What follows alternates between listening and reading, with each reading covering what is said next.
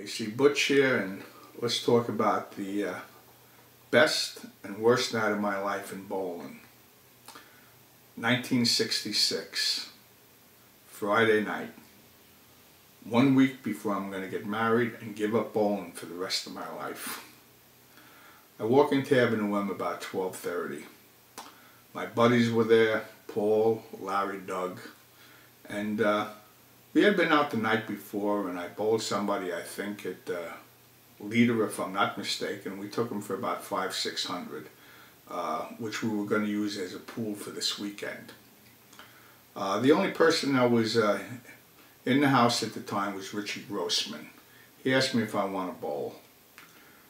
Larry and Doug both felt that because I haven't really been bowling that much the last month or two, that Richie wasn't the right guy. He was a workhorse and a very good action bowler.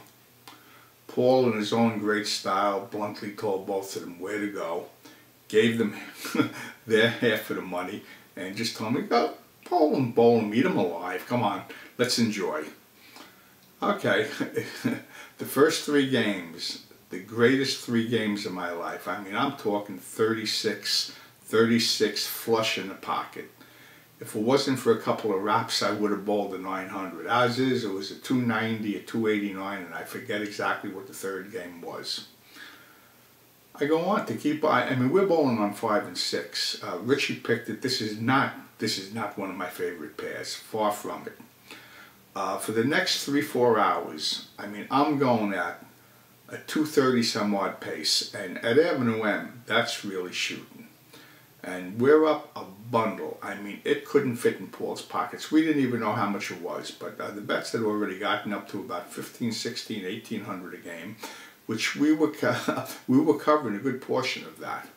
Finally, it happens. Richie goes broke. I mean, where he even got the amount that he was down, I don't even know. But Richie does a lot of things on the side. Let me tell you, the sugar plums are dancing in my head as usual. I can't wait to get outside, get in Paul's car, count up and see exactly what we're really up. Pay for the lines, and I'm exhausted. Let me tell you something, people.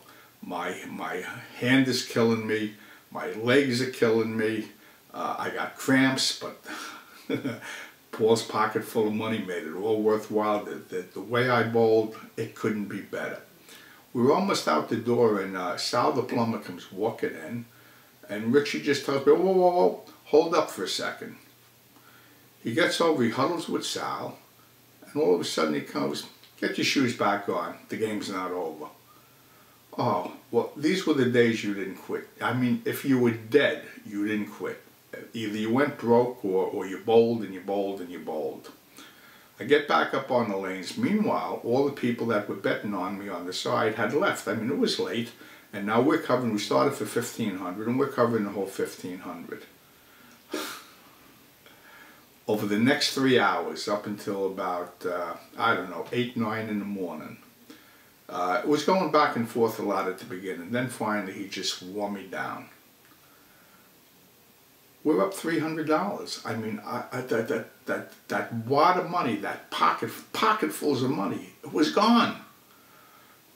I pocketed it. I mean, we didn't even have enough to go one more game, and Richie was actually aggravated. He goes, I'm still down a few thousand. I said, Richie, that's the outside action. We gave it all back. Let me tell you, when I walked out, the feeling, depression, I felt. How can you go from such a high to such a low? I mean, I went home, I laid in bed, the sun was out, that's a horrible feeling. Couldn't fall asleep, everything just playing over and over in my mind. The greatest and the worst night of my life. Wow.